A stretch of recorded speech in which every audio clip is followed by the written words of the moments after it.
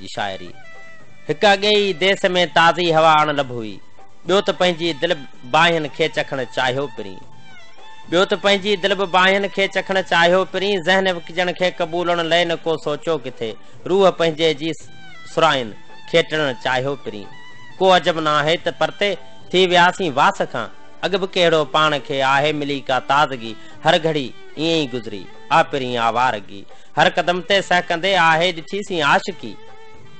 हर अड़ांगे ॾींहं पंहिंजे चाहतुनि खे आ लुटियो, साथ पंहिंजा भाकरनि मां रहज़नीन आहिनि खसिया। दर्द खोले नेण पंहिंजा वाट हर ते आ मिलियो, खोड़ ख्वाबनि जा जनाज़ा मौसमुनि आहिनि रसिया। छा थियो जे क़ैद थी वियासीं असां ईअं ई पिरी। दिल त पंहिंजा इश्क हिन सांढे रखिया साॻियां अञा, ज़हन में अॼु भी निरालप जूं ऋतूं नाहिनि सुतियूं। सच सां भी वास्ता आहिनि रहिया साॻियां अञा, वक़्तु तोड़े पाण लाइ आहे रहियो मक़तल जियां।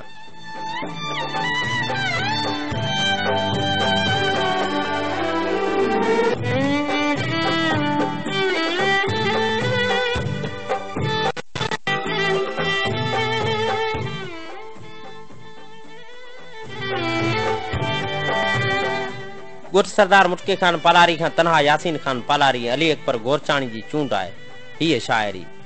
जफ़ा जे बदिले रुगो वफ़ाऊं असां ॾिनियूं थई ॿियो न ॾींदई।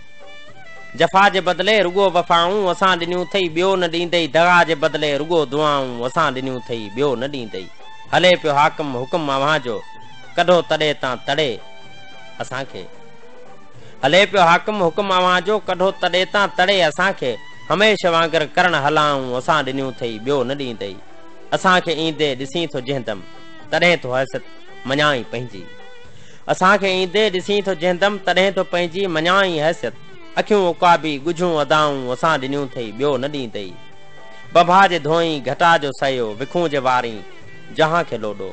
ज़रे ज़रे में ज़की निगाहूं असां ॾिनियूं थई ॿियो न ॾींदई। अब्द जो सरड़ो इनाम तोखे अची त नेज़े टंगे ॾियाई। सदाई अहिड़ियूं सुठियूं सलाहूं असां ॾिनियूं थई ॿियो न ॾींदई।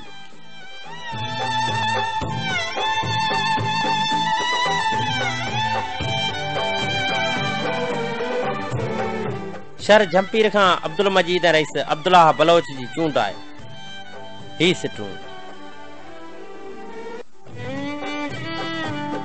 ऐं ये शायरी आहे हमल फ़कीर जी।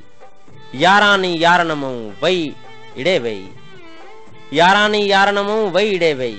गजल हुई गुमान में सा पधरी थी पई। कूड़ी लूत लिबास जे लाइन पिया लई, कम पे कागज़ जा उखड़े अॻे ई।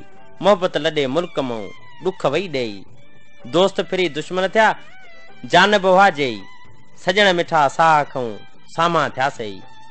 सिक सोबत साह मुठो टिड़ी व्याटई। हमल ही नेई